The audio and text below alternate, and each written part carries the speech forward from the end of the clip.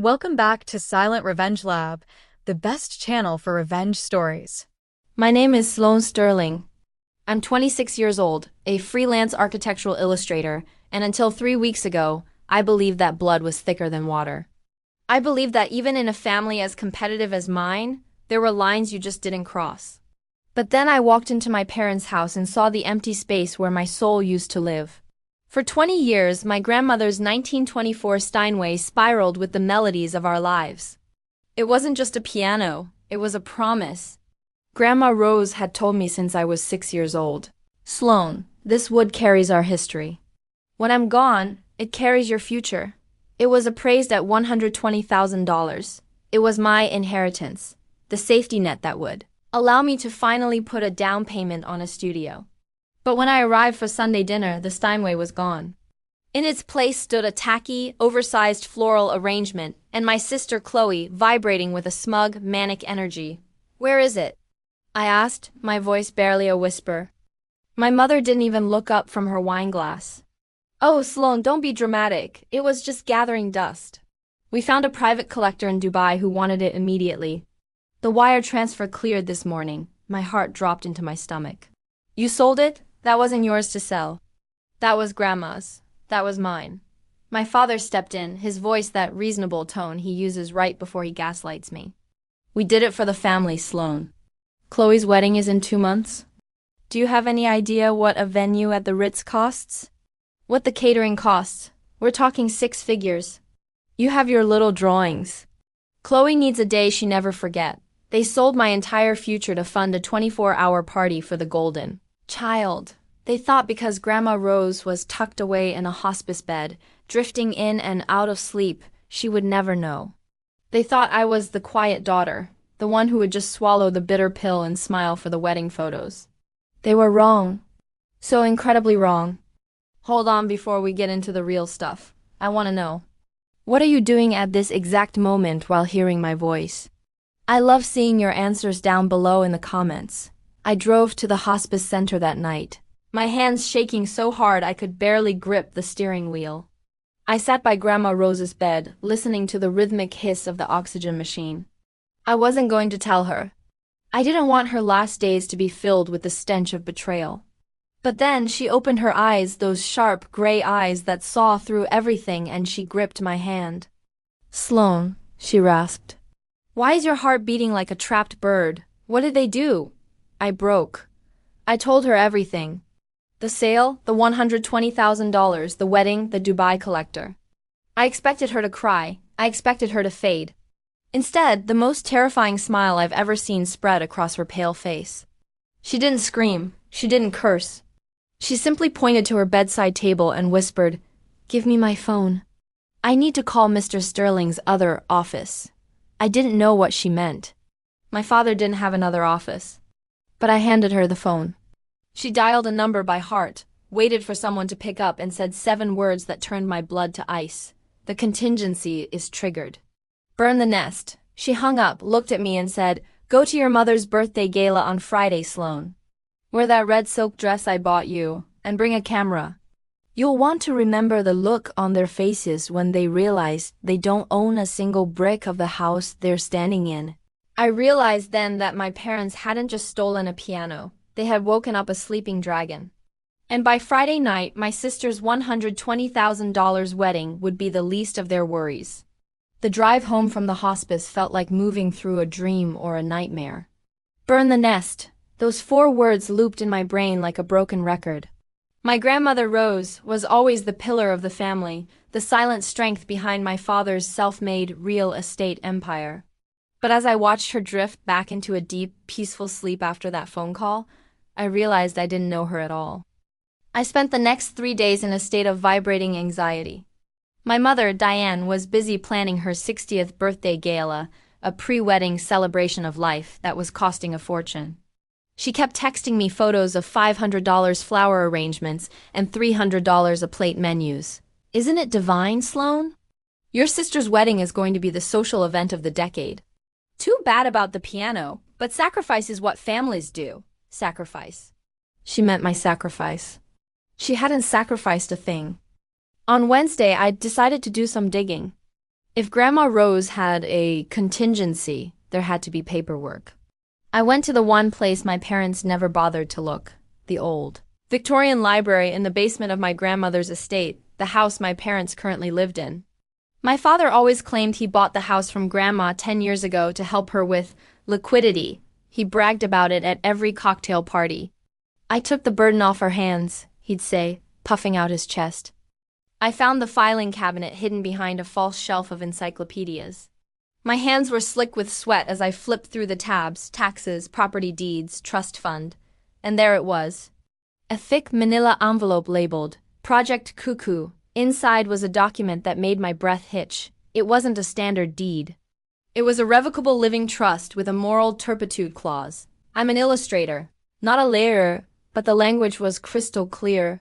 My father didn't own the house. He was a conditional trustee. The condition? He had to maintain the family's ancestral assets, specifically the Steinway and the original art collection in their original locations. The moment any of those items were sold or moved without the express written consent of the beneficiary, that was me, the trust was dissolved, immediately, but there was a second page. A page that made my stomach do a somersault. The 7 words Grandma said on the phone wasn't just a signal to a lawyer, it was a signal to a private bank. A bank that held the mortgage on every single one of my father's self-made development projects. I looked at the date on the document. It was signed the day after my sister Chloe had crashed her first car, a Porsche my parents bought her for her 16th birthday, and blamed me for it. Grandma had been planning this safety net for a decade. She knew exactly who her daughter and son-in-law were. Suddenly, my phone buzzed. It was a group chat from my sister. "Ooh, Sloane, make sure you don't wear that hobo chic stuff to Mom's gala. I've invited the Van Burens. Their son is a billionaire, and he's looking for a wife who actually has a pedigree. Try to look like you belong in this house, okay?"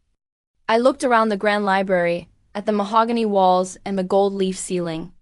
I looked at the empty space where the Steinway used to sit, the ghost of its music still haunting the air. "You don't even belong in this house, Chloe," I whispered to the empty room. I took photos of every single page of Project Cuckoo. My heart was pounding against my ribs. I knew what I had to do. I had to wait for the gala. I had to wait for the moment when my mother was at her most arrogant, when my father was at his most boastful, and when Chloe was flaunting her stolen wealth. But then a black SUV pulled into the driveway. I peeked through the curtains. 2 men in sharp, charcoal suits stepped out. They weren't family friends. They weren't wedding planners. They carried briefcases with a gold crest I recognized from Grandma's documents. They were from the bank. And they weren't there to celebrate a birthday. As I watched them ring the doorbell, I realized the burn had already started. The only question was, would I get out before the roof collapsed, or was Grandma Rose planning to take me down with the rest of them just to prove a point? I watched from the shadows of the library balcony as my father Marcus opened the front door. He was wearing his Lord of the Manor silk robe, a glass of expensive scotch in his hand. He expected a delivery or perhaps a late-night caterer for the gala. He did not expect the men in charcoal suits. "Mr. Sterling?" The taller one asked. His voice was like dry parchment. "We're from the Heritage Trust Division. We're here to serve a notice of immediate audit." My father laughed, that booming, fake laugh that usually intimidated people. "An audit? At 9 o'clock on a Wednesday? You've got the wrong house, fellas. My grandmother handles the trust, and she's indisposed." The agent didn't flinch. He handed my father a crimson envelope. "Actually, sir, the indisposed party is the one who triggered this. According to the standing orders of Rose Sterling, the asset integrity clause has been breached. We have reason to believe a Greta Heirlooma 1924 Steinway has been liquidated without the beneficiary's signature." My father's face went from flushed red to a ghostly, sickly gray. The Scotch glass didn't fall, but it trembled so violently the ice rattled like teeth. That's a family matter.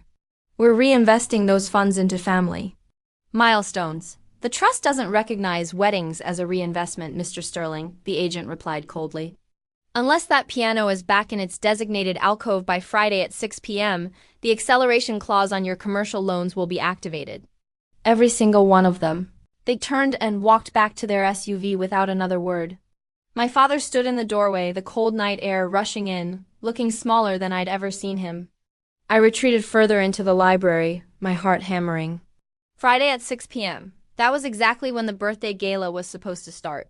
Grandma wasn't just planning a legal strike. She was timing it for the moment of their greatest social vanity. I slipped out of the library and headed for the back stairs, but a voice stopped me cold. "Sloane? What are you doing down here in the dark?" It was Chloe. She was standing at the top of the stairs, wearing a $4,000 silk slip dress likely bought with the piano money. She was holding a bridal magazine, her thumb marked on a page featuring a diamond tiara. "Just getting some water," I lied, my voice steady despite the adrenaline. "You look pale," she sneered, walking down toward me. "Is it the stress of realizing you're going to be the only person at the gala without a plus one? Or are you still sulking about that old piano? Honestly, Sloane, it's a piece of furniture. Get over it. Once I marry Julian Van Buren, I'll buy you a digital keyboard or something. It'll take up less space in your tiny apartment." I looked at her, really looked at her. She had no idea the nest was already smoldering. She had no idea that the tiara she was eyeing was currently being paid for by a debt that was about to be called in full.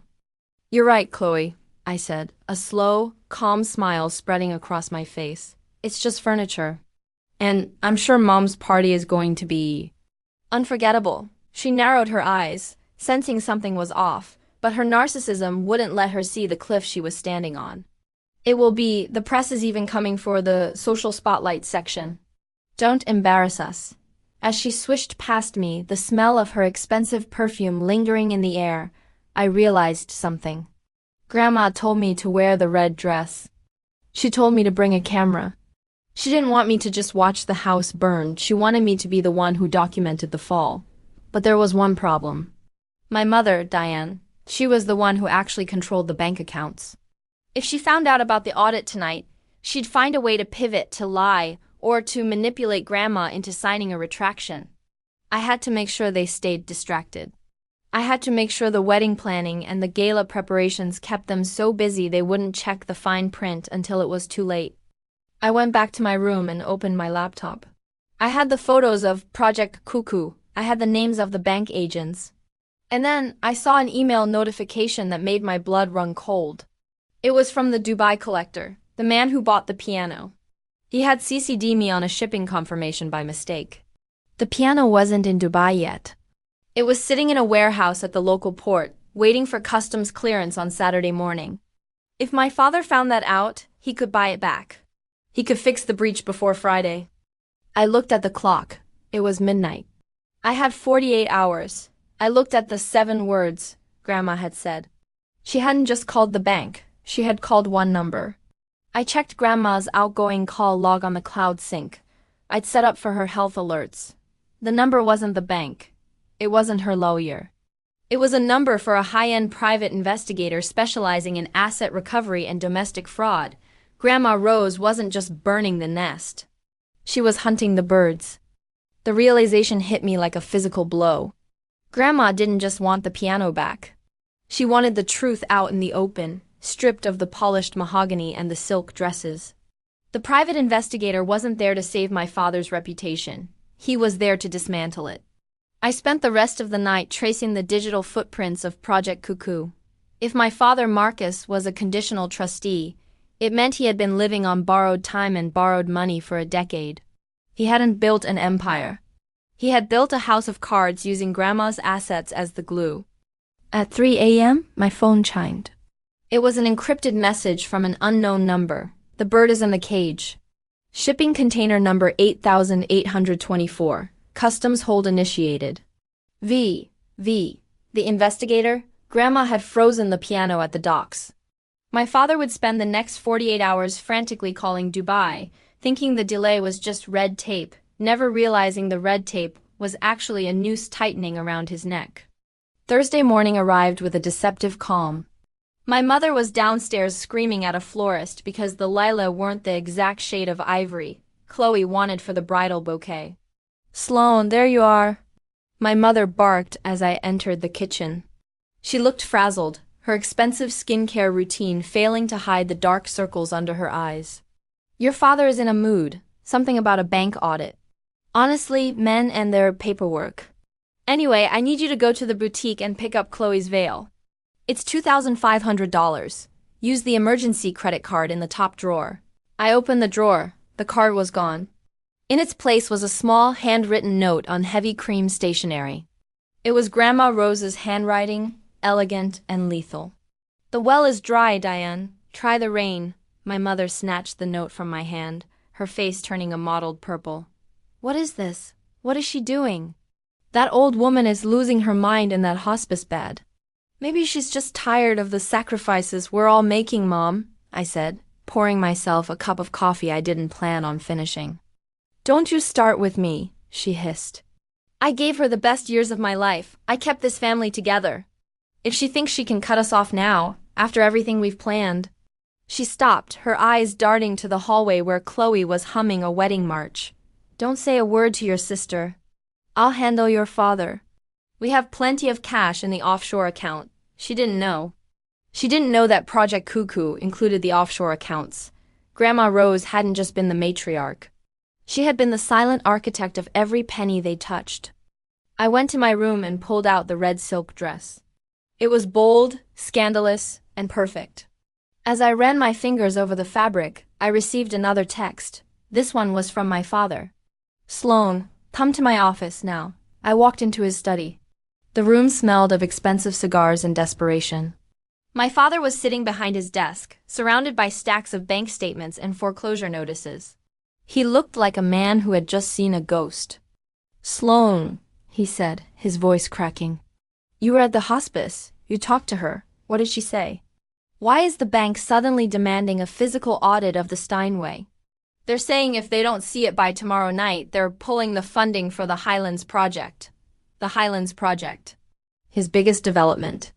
If that went under, he wasn't just broke, he was legally liable for millions. She told me she wanted me to have the piano, Dad, I said calmly. She told me it was my future. Your future, he roared, slamming his fist on the desk. Your future is this family. Without my business, you're nothing. Now I need you to go back there. Tell her you saw the piano. Tell her it's being tuned. Tell her whatever you have to so she calls off the bank. He was asking me to lie to a dying woman to cover up his theft. He was asking me to help him steal from myself. I can't do that, Dad, I said, turning toward the door. If you don't, he shouted after me, don't bother showing up to the gala. You're cut off. No more allowance. No more studio. Nothing. I stopped at the door and looked back. I think the gala is going to be the least of your problems, Dad, by the way. Have you checked the moral turpitude clause in your trustee agreement lately? The blood drained from his face so fast I thought he might faint. He knew. He finally realized that I wasn't just a witness. I was the catalyst. But as I walked away, I saw something that made my heart stop. Chloe was standing in the shadows of the hallway, her phone out, recording the entire exchange. A cruel, triumphant smirk played on her lips. So that's the game, is it, Sloane? She whispered as I passed. You're trying to ruin my wedding. Well, two can play at the betrayal game. Wait until Mom hears what you've been hiding. The tension was no longer a slow burn. It was a forest fire. And the gala was only 24 hours away. Chloe's eyes weren't just cold. They were predatory.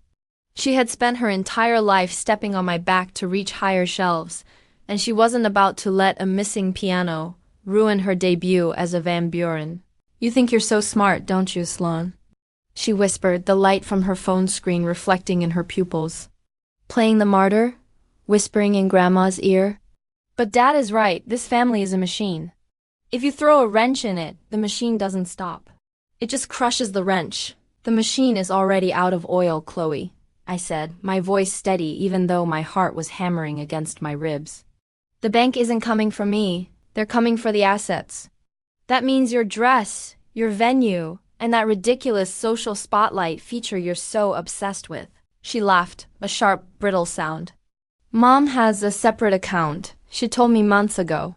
She's been skimming from the estate for years just in case Grandma got difficult.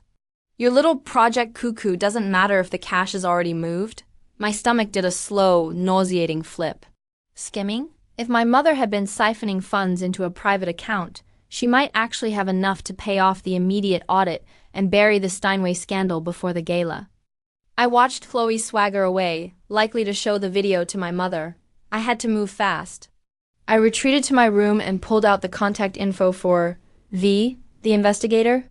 V, my sister mentioned a shadow account my mother's been skimming. Can you trace it?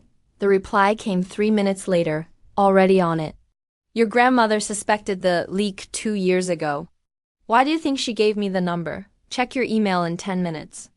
I'm sending you the birthday gift. Your mother didn't realize she was preparing for herself. I opened the file. It wasn't just a bank statement. It was a trail of invoices. My mother hadn't just been skimming for Chloe's wedding. She had been funneling money into a shell company registered in the Cayman Islands, a company that was currently being investigated for a massive real estate Ponzi scheme. My mother wasn't just a thief. She was an accidental accomplice to a federal crime. And she had used Grandma's trust money to fund it. Suddenly, a loud crash echoed from downstairs. I ran to the balcony. My mother was standing in the foyer, a shattered porcelain vase at her feet. She was clutching her iPad, her face the color of spoiled milk. My father was standing over her, shouting, "The account is frozen, Diane. How is the account frozen?" I went to transfer the hush money for the piano dealer, and the bank told me the funds are under a judicial hold. I didn't do anything. My mother shrieked, her voice hitting a frequency that made my ears ring. It was supposed to be safe. That broker promised me 20% returns. You put the estate money into a Ponzi scheme? My father roared. Chloe stood on the stairs, her recording forgotten, her face pale. The golden child was finally seeing the gold flake off the lead. What about my wedding? Chloe whimpered. The Ritz called. They said the deposit bounced. They're giving our date to a senator's daughter if we don't wire the full amount by tomorrow morning. I looked down at them from the shadows. The perfect family was tearing itself apart 24 hours before the biggest party of their lives. But the real kicker? They still didn't realize that the one call Grandma made wasn't just to the bank or the investigator. She had called the Internal Revenue Service. I went back to my room and checked the 7 words again. The contingency is triggered. Burn the nest. In the fine print of Grandma's trust, there was a clause I'd missed. If the trustees were found guilty of financial mismanagement or criminal negligence, the entire estate, including the house, the cars, and the remaining liquid assets, didn't just go to me. It went to a charity for homeless musicians. I was losing my inheritance too. Grandma wasn't just punishing them. She was cleaning the slate. She was teaching me that a legacy isn't something you're given, it's something you earn. But I had one card left to play, the Dubai collector. The piano was still at the docks. And according to the shipping manifest, there was a return to sender option that could only be activated by the original appraiser. And who was the original appraiser? My grandmother's oldest friend, a man who had been waiting for my call for 3 days. I picked up the phone. "It's time," I said. "Bring it home, but don't bring it here. Bring it to the Ritz." If my mother wanted a social event of the decade, I was going to give her one. But it wouldn't be a birthday party. It would be an intervention broadcast to every socialite in the city. The pieces were moving. While my parents were downstairs screaming about frozen accounts and unloyal brokers, I was orchestrating the return of the only thing that actually mattered. The 1924 Steinway wasn't going back to the mansion. That house was a crime scene of ego and greed. No, the piano was headed to the ballroom of the Ritz, the very place Chloe thought she'd be wearing a tiara. My phone buzzed. It was a message from Grandma's nurse. "She's awake, Sloane. She's asking if the delivery is on schedule." I didn't reply with words. I sent a photo of the Project Cuckoo manila folder. A second later, a heart emoji appeared. It was the first time I'd seen her use one. Even on her deathbed, my grandmother was a grandmaster playing against amateurs. Friday morning arrived with a suffocating tension. The mansion was eerily quiet. My mother was locked in her dressing room, likely trying to sell her jewelry to a private buyer over the phone to cover the gala costs. My father was gone, his car was missing from the driveway. He was probably at the bank, begging for a line of credit that would never come. I walked into the kitchen to find Chloe sitting at the island, staring at a box of cereal like it was a foreign object. She wasn't wearing her usual designer makeup. She looked hollow. "The Ritz canceled the flowers, Sloane," she said, her voice devoid of its usual venom. "The decorator won't even pick up my calls. My friends are already texting me, asking if the rumors are true. Someone leaked that Dad's accounts are under investigation. The truth has a way of leaking when the pipes are rotten, Chloe," I said, grabbing an apple. She looked up at me, her eyes red-rimmed. "You did this. You went to the hospice, and you poisoned her. You're the reason I'm losing my wedding." "No," I said, leaning over the counter so I was inches from her face. "You lost your wedding the second you let them sell that piano and didn't say a word. You knew what that Steinway meant to me. You watched them pack it up, and you asked if the money would cover your silk veil. You didn't lose your wedding, Chloe, you sold it." She went to slap me, but I caught her wrist. "The weak sister wasn't there anymore. Don't," I warned. "You have a gala to get ready for. Mom still thinks she can pull this off. She's hired a budget catering crew and told the press the theme is intimate minimalism. You should go put some concealer on. The cameras will be there in 6 hours." As I walked away, I felt a strange sense of vertigo. I was playing a role in a play I didn't want to be in, but the ending was non-negotiable. I headed to the Ritz 4 hours early. I used the back entrance, the one for the performers. In the center of the empty gold-leafed ballroom, 4 movers were carefully unboxing a massive, cloth-wrapped object. When the velvet cover was pulled back, the Steinway shimmered under the chandeliers. It looked more regal than anything in this building. I sat down on the bench and pressed a single key. Middle C. The note rang out, pure and defiant, echoing through the hollow room. "It sounds better in here than it did in that museum of a house," a voice said from the doorway. It was Mr. Sterling's other office, the investigator. He was holding a briefcase and a digital tablet. "I have the final audit," V said, walking toward me. "Your mother didn't just skim.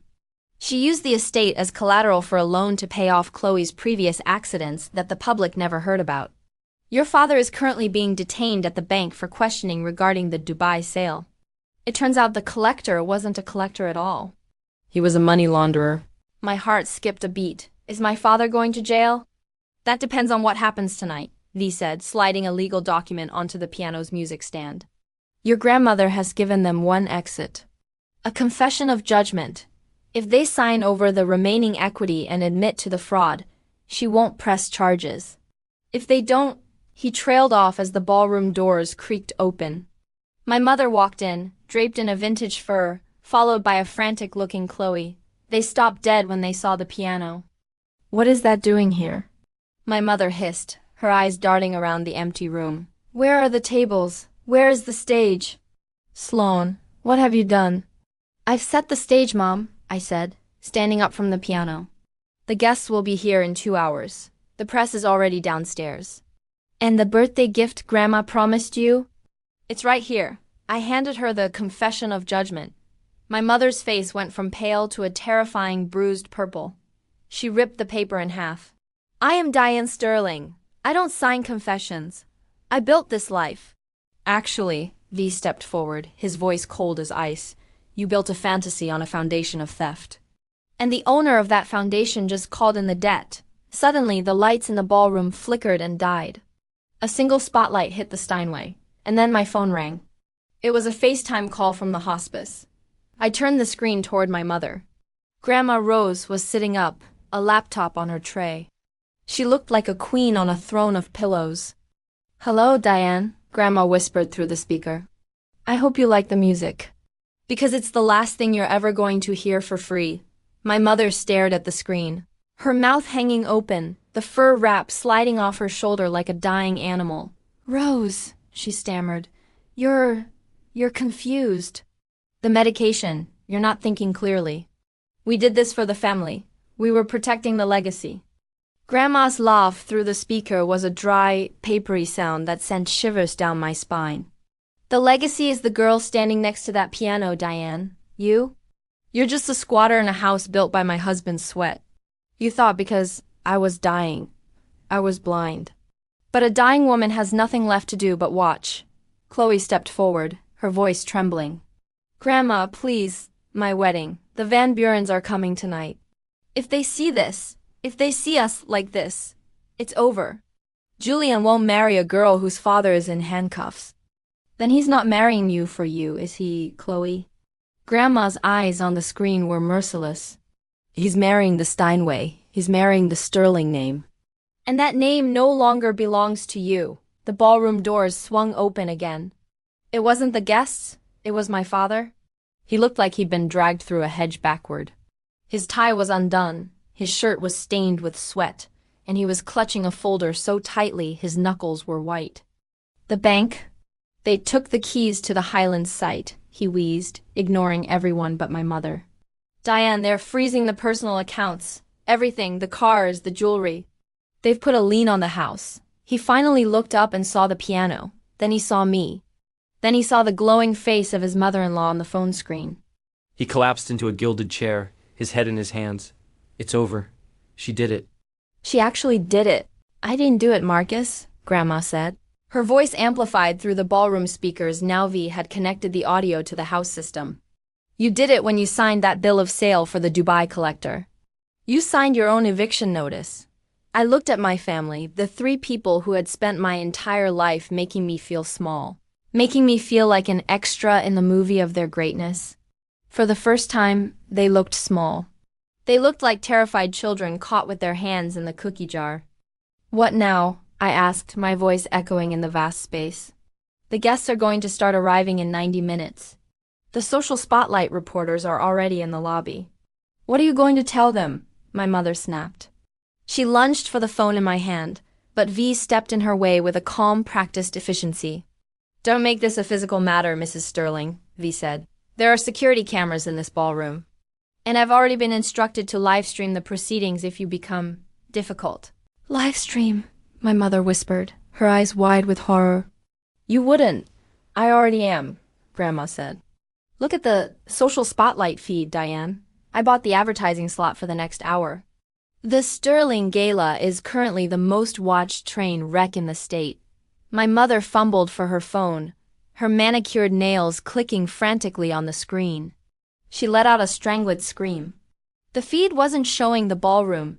It was showing a scroll of the Project Tuku documents, the bank fraud evidence, and the photos of the empty space where the piano used to be. The headline on the livestream read, "The cost of a stolen legacy, the Sterling scandal. You're destroying us." Chloe shrieked at the phone. You're a grandmother. You're supposed to love us. I love the truth more, Grandma replied. Sloane, sit down at that piano. Play the piece I taught you when you were 10, the one about the storm. I sat. My hands were cold, but as my fingers touched the ivory keys, the real ivory, the history, the promise, a strange calm settled over me. I began to play. The music was dark, turbulent, and loud. It filled the ballroom, drowning out my mother's sobs and my father's desperate whispers. But as I played, I noticed something through the corner of my eye. My father wasn't just crying. He was looking at the confession of judgment papers I dropped on the floor. He was looking for a pen. He knew the only way to stay out of a cell was to betray the woman sitting across from him. The Golden family was about to eat its own. The music felt like a physical barrier between me and the wreckage of my family. As I played the final crashing chords of the Storm Sonata, the silence that followed was even more deafening. My father didn't look at my mother. He didn't look at Chloe. He grabbed a gold fountain pen from his breast pocket and began frantically piecing the confession of judgment back together on the floor. Marcus, what are you doing? My mother whispered, her voice trembling. Don't you dare. If you sign that, you're admitting I knew. You're admitting we both took the money. I'm saving myself, Diane. My father hissed, his pen scratching against the paper with a violent rhythm. The bank said if I cooperate, if I provide the internal records of the shell company, they'll recommend leniency. You're the one who handled the Cayman transfers. You're the one who signed the Dubai export papers. Because you told me to, she screamed, lunging at him. They began to scuffle on the floor of the Ritz ballroom, the power couple of the year. Rolling around on a dusty carpet over a piece of paper, Chloe stood over them, hyperventilating. Her $4,000 dress was caught under my father's shoe, the delicate silk ripping with a sound like a gunshot. Stop it! Stop it! Chloe wailed. The Van Burens are downstairs. I just saw Julian's car pull up on the security app. They can't see this. Let them see, Grandma's voice boomed from the speakers. Let the whole world see the Sterling standard. I looked at the ballroom entrance. The doors were grand, heavy oak, and they were starting to open. The first wave of guests, the elite, the wealthy, the people my parents had spent 20 years trying to impress were walking in. They weren't greeted by champagne and hors d'oeuvres. They were greeted by a spotlight on a piano and a husband and wife screaming accusations of fraud at each other on the floor. The socialites stopped in their tracks. I saw Julian Van Buren, Chloe's billionaire fiancé, standing at the front. He wasn't looking at Chloe, he was looking at the massive digital screen behind the piano, the one that was usually used for happy birthday montages. V had hacked the feed. Instead of photos of my mother's childhood, the screen was scrolling through the Dubai bank wire transfers and the moral turpitude clause that had just been triggered. Julian, Chloe cried, rushing toward him, her hair disheveled and her dress torn. It's not what it looks like. It's a misunderstanding. Sloane and Grandma they're playing a joke. Julian Van Buren looked at her, then at the screen, then at my father, who was currently signing his name on a document that effectively rendered them homeless. A joke, Julian said, his voice cold and clipped.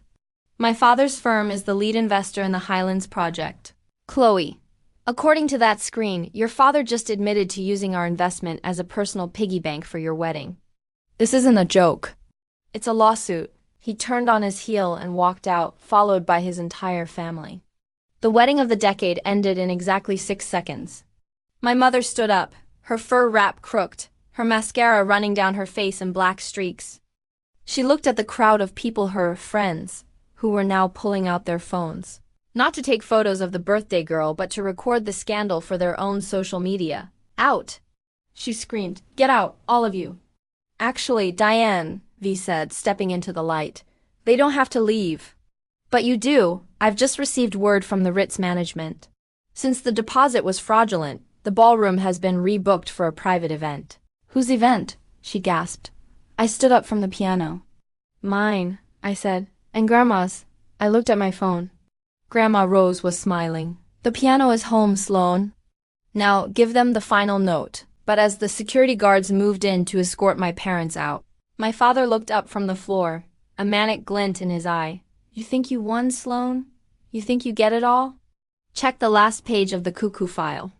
The one your grandmother didn't show you. My heart skipped a beat. There was one page I hadn't photographed. Go ahead, my father sneered, being pulled toward the door. Ask her about the third beneficiary. Ask her why she really called that number. The heavy oak doors slammed shut behind my parents and Chloe, their muffled protests echoing in the hallway before fading into nothing. The friends and socialites lingered, whispering like a swarm of cicadas, until V raised a hand, signaling for silence. The third beneficiary, I whispered, my voice sounding hollow in the massive room. Grandma, what was Dad talking about? I saw the paperwork. I saw the charity clause. Who else is there? On the screen, Grandma Rose took a slow, labored breath.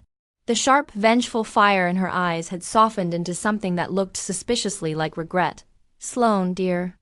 I told you I wanted to burn the nest. But every fire needs a clean slate to build upon. I didn't just call an investigator.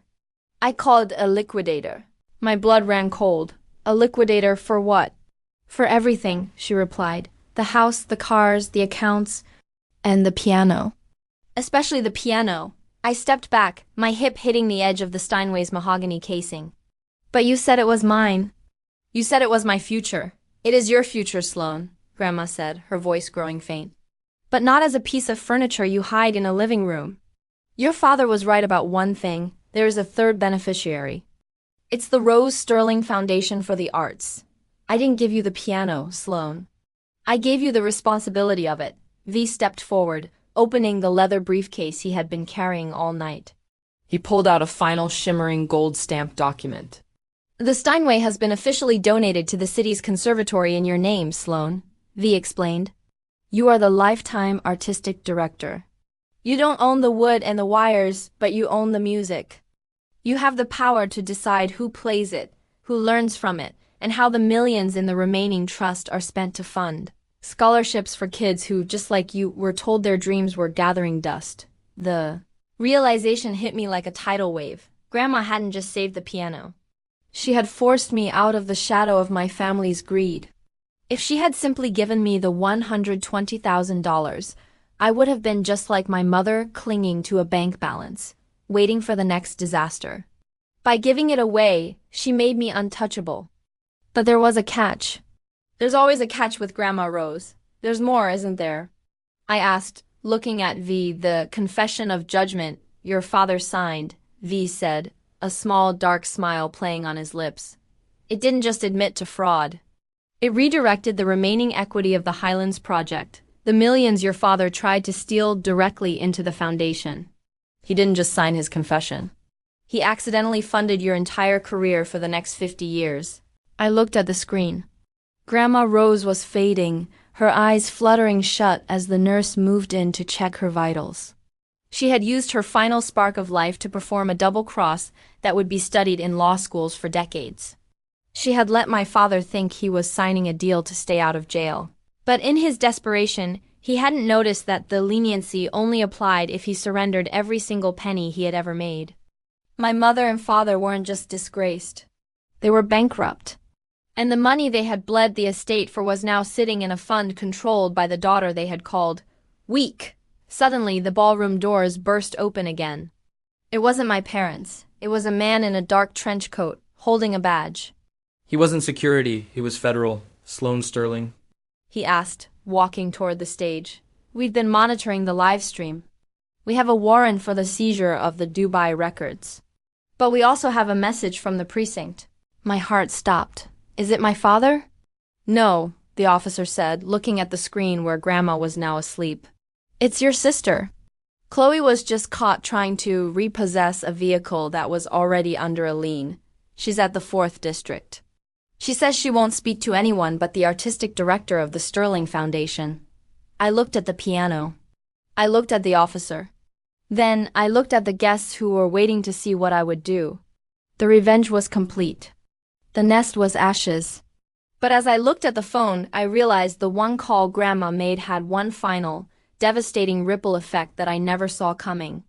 Tell her, I said, my voice echoing with a new, cold authority, that the director is busy. I have a concert to finish. But as I turned back to the keys, V leaned in and whispered the words that changed everything. Sloane, the Dubai collector, he wasn't a money launderer. He was a front. Do you know who actually tried to buy the piano 3 weeks ago? It wasn't a stranger. It was Julian Van Buren's father. My jaw dropped. The betrayal went deeper than I imagined. The people Chloe was trying to impress were the ones trying to steal our legacy from under us. And they were still in the room. The room went silent. The air felt thick, like the moments before a massive lightning strike. I looked directly at Julian's father, the man who sat atop a multi-billion-dollar real estate throne. He wasn't looking at the scandal anymore. He was looking at me with a mixture of fear and calculated respect. The Dubai collector, I said, my voice projecting to every corner of the room. The one my father sold our history to. It was you, wasn't it, Mr. Van Buren? You didn't want Chloe in your family. You wanted the Sterling assets. You were going to use the Steinway as a trophy in your penthouse while my family collapsed under the debt you helped facilitate. The elder Van Buren didn't deny it. He simply adjusted his cufflinks and turned to leave. But he forgot one thing. My grandmother had recorded every single negotiation. V, I said, nodding toward the screen. Play the audio from the February 14th consultation, the ballroom speakers crackled. A voice clear, sharp, and unmistakably Mr. Van Buren's filled the hall. If Marcus is desperate enough to sell the piano, he's desperate enough to sign over the Highlands land rights for pennies on the dollar. Let him sell it. We'll buy it through the Dubai shell, then we'll foreclose on his house by March. Chloe is a flighty girl. She'd be easy to buy off once the wedding is cancelled. The gasp from the remaining guests was like a gale-force wind. In one final move, Grandma Rose hadn't just destroyed my parents. She had decapitated the most powerful family in the city for trying to prey on her legacy. I sat back down at the piano. I didn't look at the Van Burens as they fled the room in a blur of shame. I didn't look at the police officers waiting for my statement. I looked at the camera on the phone, the one still connected to the hospice. "Grandma," I whispered. "It's done." A faint, peaceful smile touched her lips on the screen, and then the feed went dark. The nurse's hand reached out to close the connection. My grandmother was gone, but she had left the world in a blaze of justice. My parents were eventually charged with multiple counts of wire fraud and embezzlement. Because of the confession of judgment my father signed in his moment of panic, they lost everything: the house, the cars, even the designer clothes on their backs. They now live in a small, cramped apartment, living off the very charity they used to mock. Chloe's billionaire lifestyle vanished overnight. Without the Van Buren name or the Sterling fortune, her friends disappeared. Last I heard, she was working as a junior receptionist at a firm that specializes in, ironically, bankruptcy law. As for me, I am the director of the Rose Sterling Foundation. The piano lives at the conservatory, where I spend my mornings teaching students who actually value the music, not the price tag. I didn't get the $120,000 in cash, but I got something much better. I got my voice back. When my parents thought I was too weak to tell Grandma the truth, they made the biggest mistake of their lives. They forgot that a legacy isn't about what you own, it's about what you refuse to let them take. If you enjoyed this story of justice and the ultimate family takedown, make sure to hit that like button and share this video with someone who loves a good ending. Don't forget to subscribe to Silent Revenge Lab for more incredible stories where the underdog finally bites back. Click the bell icon so you never miss a reveal. Thanks for watching, and remember, never underestimate the power of a woman with nothing left to lose.